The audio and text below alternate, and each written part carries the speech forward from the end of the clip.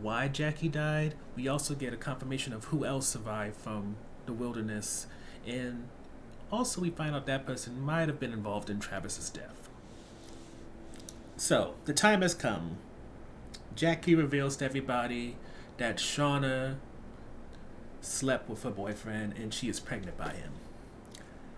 The problem is nobody really cares. Nobody. Jackie decides she wants to go off on people, call them crazy for everything that happened the night before. So, strike one. Strike two, Jackie and Shauna's situation. Because Shauna has felt like she was made into like a sidekick for most of her life, and Jackie wants to be very egotistical about it. Strike two, because now Jackie has really made herself look like an asshole, even though Shauna did do something bad. Strike three is the idea that Jackie was going to kick out a pregnant girl from the cabin and have them sleep outside, which Shawn is not for because she's not about that life and nobody was supporting Jackie in. So, since Jackie wants to be a little stubborn butthead, she goes outside, sleeps outside, and while Taissa feels a certain type of way about this, just, her own intuition, Shauna doesn't go out there to apologize, and Jackie ends up freezing to death. But she might not be alone in that. Natalie and Travis go looking for Javi, and we don't see him the next morning when Shauna discovers that Jackie died. So there's a question of, where is Javi? But while Jackie's death is notable, or at least it's been something that's been built up to, probably the more interesting thing that goes on is Charlotte's last premonition about them not going to be hungry anymore comes true in the form of a bear just approaching the cabin, laying itself down, and Shauna gives Charlotte the knife that she's been using, and the bear allows itself to be killed. Thus, Charlotte, another premonition came true, and because she saved everybody, even Taissa is a little bit convinced that something might be there. I mean, she hasn't fully given up her skepticism, but with Van believing in Charlotte, with Charlotte bringing this bear which has given them this huge amount of meat, Taissa is willing to do a prayer. She's willing to allow herself to start to believe for it. Charlotte is so far having a good record. And that is very notable for what's coming up in terms of both Taissa's belief and also Charlotte's record becoming quite good. But we'll get into that in a second. In the second topic, just to show you how crazy Misty is, she handles the whole Adam situation with ease. She assigns Shauna to cut up the body. Taissa, well, she just has her stand around or maybe do a little bit of cleaning with some oxygenized bleach or something like that. And as for Natalie, well, Natalie was supposed to help Shauna, but all she does is ask to see Adam's phone in hopes that maybe there's some kind of information on there. Maybe in the phone they can find who was working with him to kill Travis and yada yada yada. And with Shauna just trying to protect Jeff and that whole situation, she just pretty much puts it out there that maybe all these theories, all these answers that Natalie's looking for, they're not coming because they don't exist. That maybe Adam's not involved. That maybe, Travis just committed suicide. And in some ways, it almost feels like a poke to the fans in a way as well, in terms of you're looking for all these answers, coming up with all these theories where it's not as complicated as you think it is. It's rather simple, it's just you're avoiding the answer that's directly in front of you. And really, Natalie didn't want to hear that, yet it plants the seed that affects her later on in the episode. But as of now, Misty has handled the Adam situation, his head, his hands. They're getting burnt with one of the people that died at her job. And following that, she handles Jessica in terms of she puts fentanyl in her cigarettes, so that kills her. And while you may be led to think that maybe she was gonna really let her go, become friends, and have this whole situation where she lets her write her book, that wasn't gonna happen. That wasn't gonna happen. If they killed off Adam, why wouldn't they kill off Jessica? Same people that are liabilities, just different task. Adam was the boyfriend who was in an affair with a character. Jessica was the fixer, from what we're told, who might have done some Olivia Pope stuff the way she talks, but she was still too much of a liability for Misty. And really, the only thing Misty wants right now is what she got, and that's for all of them to walk into the high school reunion together and be seen like a clique. Drink together, laugh together, deal with Allie's annoying ass, who, by the way, doesn't bring up what Taissa did to her at all. Instead, she tries to, claim some of that trauma, even though she wasn't on that plane, but she'll let you know that she barely missed the flight. It's all it's pretty much, it's a good night for most people. And it's even a good night for Taissa because she wins the election. However, we find out as Simone is gathering things for Sammy, while Taissa is out the house, of course, that Taissa has a little altar with the symbol that we keep seeing that hasn't really been explained. And that pushes the idea that since they were in the wilderness, Taissa caught on to Charlotte's stuff and decided to join Occult and maybe practice some of the magic and spells or incantations that we see Charlotte do in the past. Now, how deep in is Taissa? That's hard to say. For lest we forget, even as a child, there were spirits and things around her, so as much as we're giving Charlotte in that whole situation credit, it could also be that Taissa's family was into the occult long before, and then as a teenager, rebelling against the system, rebelling against your family, maybe it could just be that in terms of her blacking out at night and all that, that's because she's not doing the family practices which protect them from evil spirits. Who knows? All that we know for sure is that Taissa wins her election. Adam is handled. Jessica is dead on somebody's lawn. Well, in her car on somebody's lawn. And following that, we got to talk about Natalie. Because while everybody else is having a pretty decent night, because even Shauna has a decent night in terms of her and Jeff really reconciling and having this new, secret to kind of give a rebirth to the relationship, Natalie's in a good place. Which brings us to the third topic. Natalie was going to kill herself, Kurt Cobain style, with a shotgun, because at this point she's accepted that Travis committed suicide. But no sooner than she's about to pull the trigger, she gets kidnapped by people who have the symbol on their necklace. And next thing we know, Susie's calling, and she's telling us that Travis's account was shut down by Charlotte Matthews, which means Charlotte's alive. She runs some kind of cult, and that's something we get to look forward to the next season.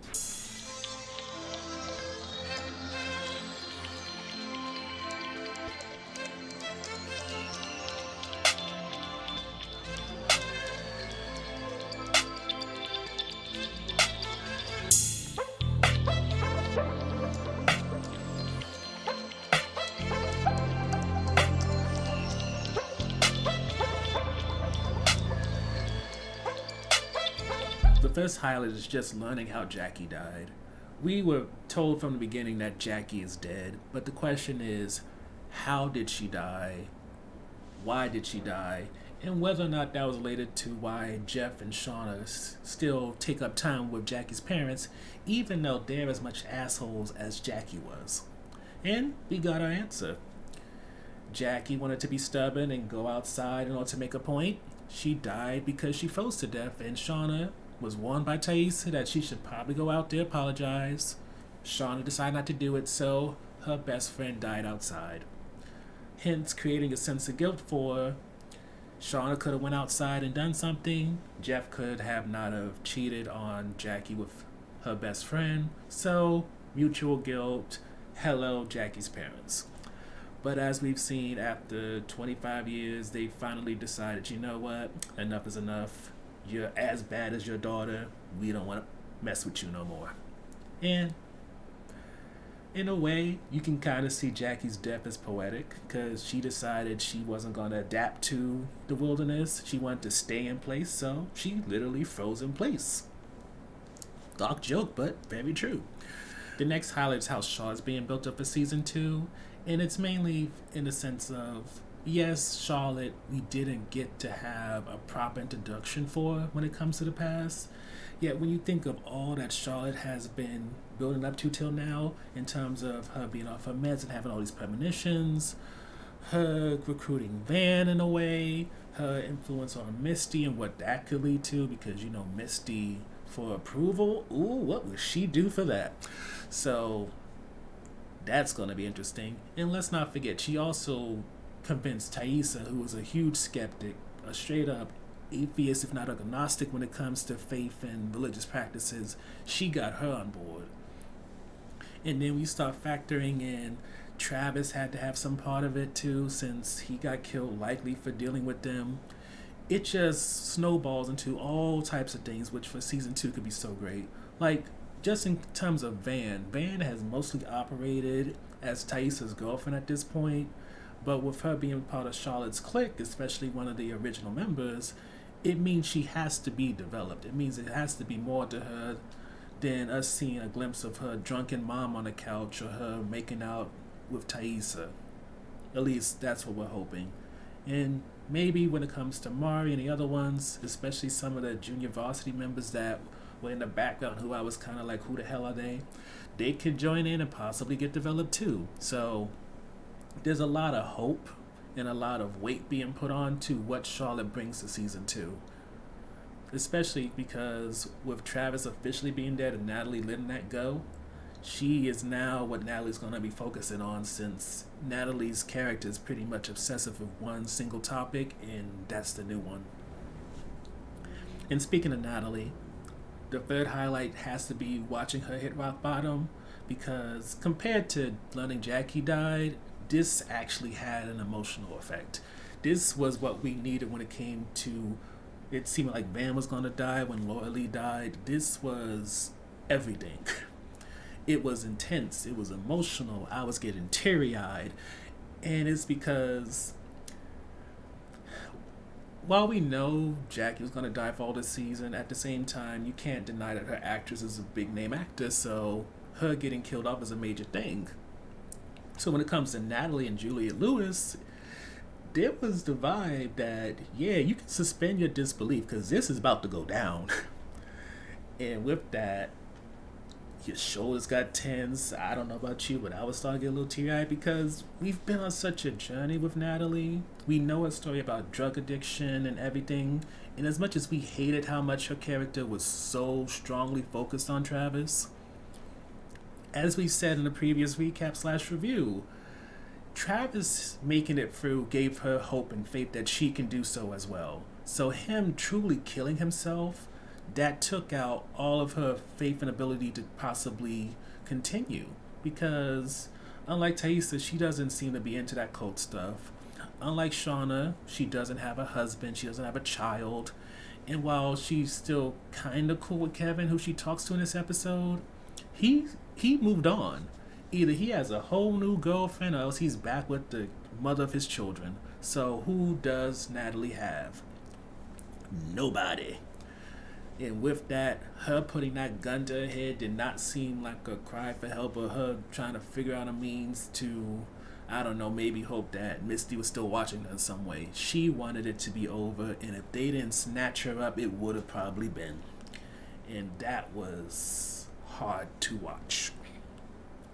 Our next highlight is Taissa eventually embracing the occult, and as we kind of hinted to when it comes to the recap, there's this sense that when it comes to Taissa, she has been avoiding magic, the occult, and all that because that's what her family was into.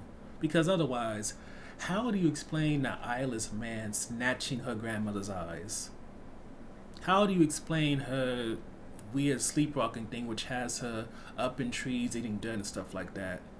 In my mind, whether it's some type of African spiritual practice like hoodoo or something similar to that, a part of me almost wonders if maybe Taissa's family was into the occult in terms of protection at least, And because Taissa rejected all that for whatever reason, maybe because when she was a kid she was doing it and they called her weird, she rebelled against it, didn't practice it, was atheistic about it, and once she saw how much it worked for Charlotte, whatever she was doing in the wilderness, she decided to give it a chance because it wasn't her family trying to teach her and kind of push that on her, but one of her friends, and she saw the actual results of it. And hell, even in adult life, who's to say that Simone wasn't guided through these magical practices? Who's to say that that election was the first time that Taissa got what she wanted through sacrificing a dog, a doll, or whatever?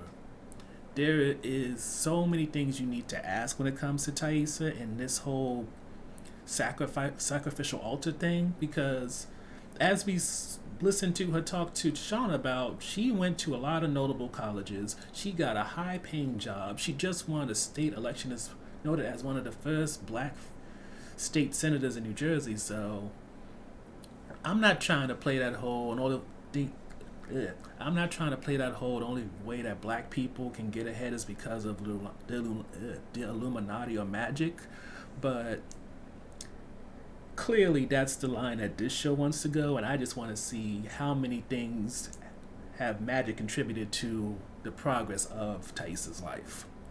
The next highlight is Misty just showing that she's a straight up serial killer. I don't think you can really understate how well the writers are finding more ways than one to keep escalating Misty's character and really keeping her interesting. Yes, at times you think you build up a tolerance to what Misty can do, but then they find new ways to handle it. Oh, you got used to what she's done in the past? How about her being perfectly fine with Shauna cutting off some man's head and arms and putting that into the coffin of some woman getting cremated who she pretty much hated, but because she has a contact at the morgue, she knows how to handle things. Which, by the way, leads you to question, how many other people have Misty maybe killed? Because we do know that she has this little amateur detective agency thing, so she knows how to find people. So how many boyfriends or guys who rejected her maybe got put in there? Did she possibly, if Ben got to survive the wilderness, eventually maybe killed him off when they got back home? There's a lot of things that make you want to ask questions when it comes to the end of this episode, and definitely hypes you up for the next season.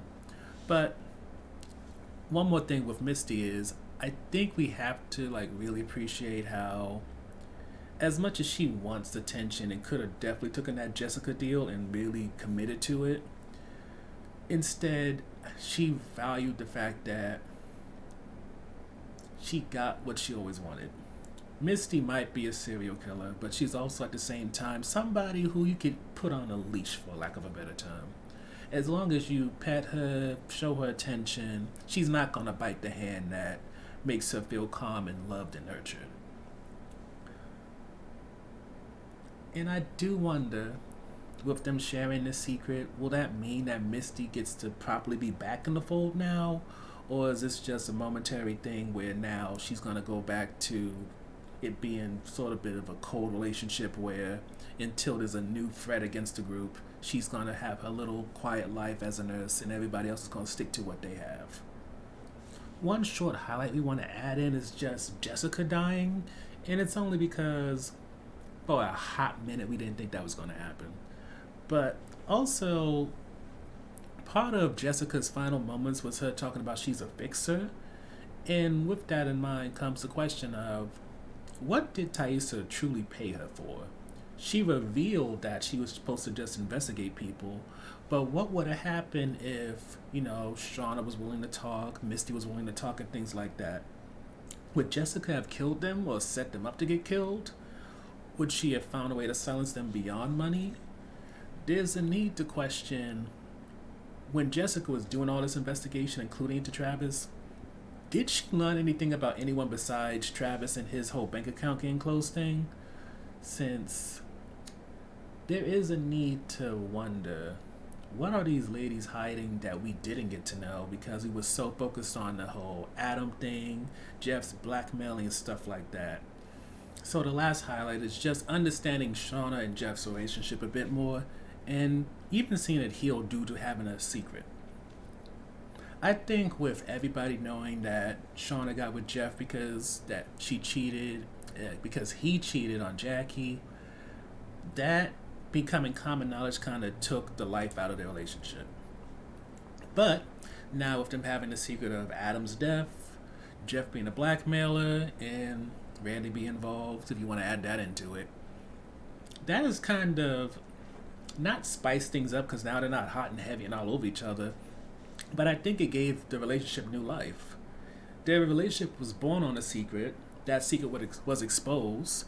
So now with these replacements in there, it kind of rebuilt the foundation a little bit. It made it so they can rebuild to where they once were, where they're just chilling on the couch. Callie comes in and they're just one little happy family. And yes, it's a bit weird, but when you look at how Taissa's marriage is, when you look at Misty and Natalie's life, it's strangely the most normal thing on this show that secrets are keeping people together and even making them love each other in a way that is them against the world a bit. Which we kind of got with the Yellowjackets, but as we've seen, they're very much about you need me in this moment, I got you, but otherwise, stay on your side of the road. Now, in terms of on the fence topics, the only one we have is just feeling like there was some kind of build to this reunion, and yet it was disappointing. We met Allie as an adult, and that was just eye rolling inducing. Randy was there, but we've seen Randy already. He's been around for at least 5 or so episodes. Allie is somebody you probably forgot about after seeing Taissa take out her knee, leg, or whatever in the first episode. And considering Allie didn't confront Taissa about that, Allie wasn't called up for trying to make the trauma that the Yellowjackets, who went going to Seattle, went through and try to make that a whole group thing. And we didn't find out anybody else survived. Even though it wasn't a major build up to that reunion, at the same time it just felt like we got the rug pulled from under us and that they wasted what could have been a perfect opportunity for another shocking reveal. Overall, I definitely feel that this last episode, even though it kind of felt like they saved the best for last, at the same time it renewed my interest in the show. We now have multiple plot lines set up for season 2 that could be of interest, from finding out who gets casted as Charlotte, whether or not Misty decides to actually tell a story, either anonymously or her own person. You have Taissa's new Senate run, and whether or not that'll be part of the show. Never mind Simone asking about that whole altar in the basement. We have Shauna still having to keep her secret with Jeff and keep that going, especially as Adam's murder investigation happens. We have Jessica, who died, and who knows, maybe she had some type of contingency plan for that, so now maybe Taissa's secrets can come out and all the other secrets she might have gathered. There's just a long list of things that can come next, and while we probably won't get the answers this year, well, hopefully we can get it by the early winter of 2023.